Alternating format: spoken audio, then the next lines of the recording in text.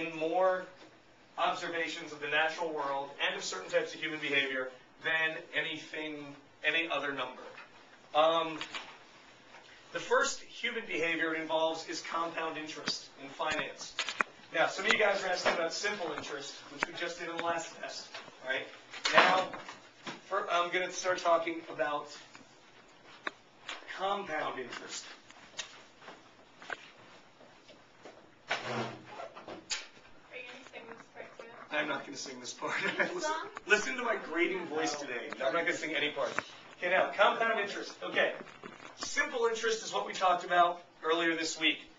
And a little bit, I think, well, yeah, definitely this week. Where you put some money in a bank, say like a 5% interest rate, and you get the 5% interest back at the end of the year. Compound interest is very different. Compound interest is defined as you receive a proportion of the interest multiple times a year. You receive a proportion of the interest multiple times a year. Okay? That's compound interest. This works out in your favor. You get more money this way. How much more money, and what's the absolute limit of compound interest is what we're going to talk about today. And it will relate back to E. Very quickly.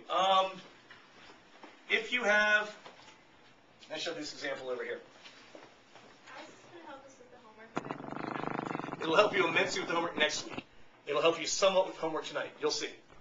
I hope. And I'm sure Marissa will critique after. I don't know how effective this was. Okay. If you have $100, okay, at 6% simple interest. I'll need somebody to have a calculator ready. Okay?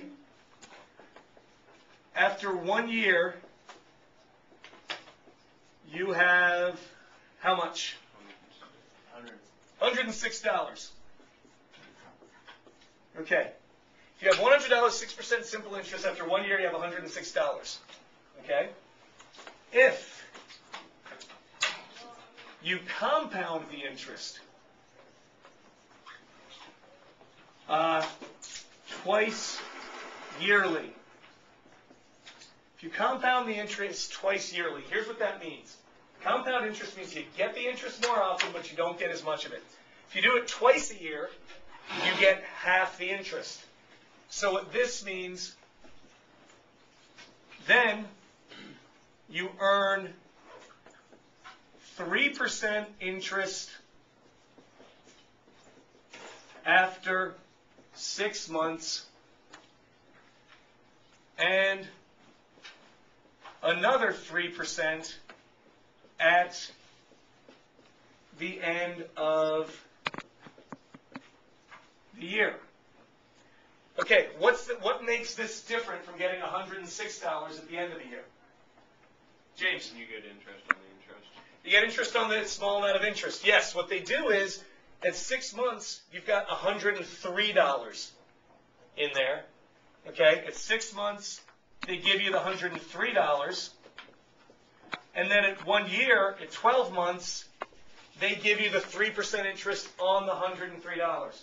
So somebody take 103 and multiply it times 1.03 for me really quickly.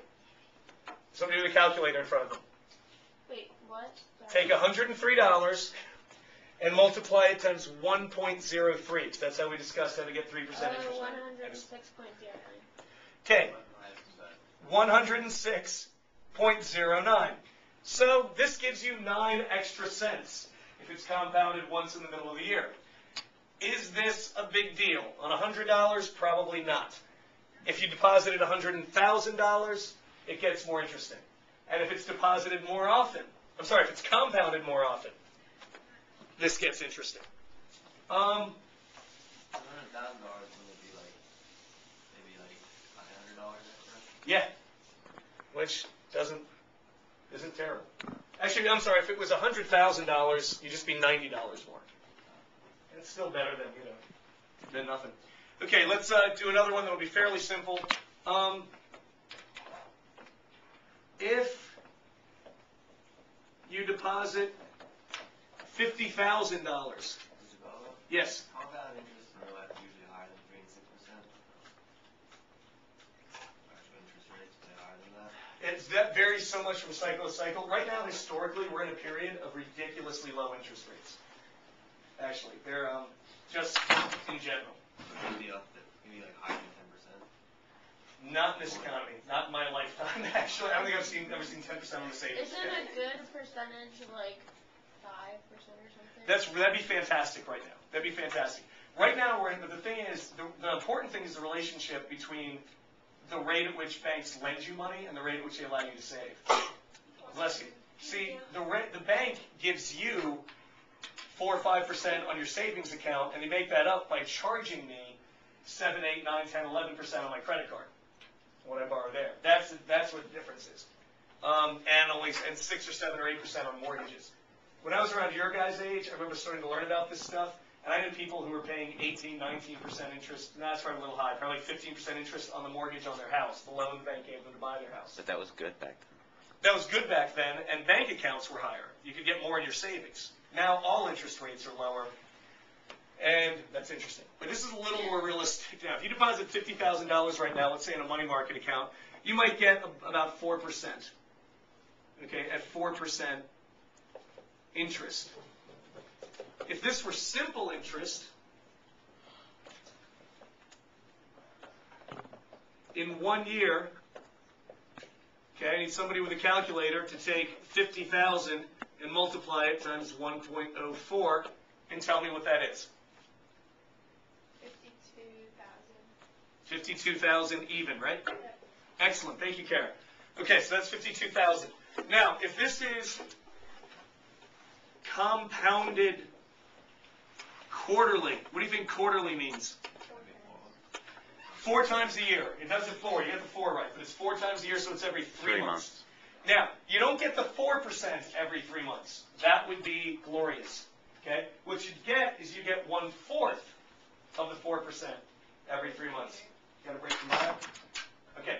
Can you pause that for a sec?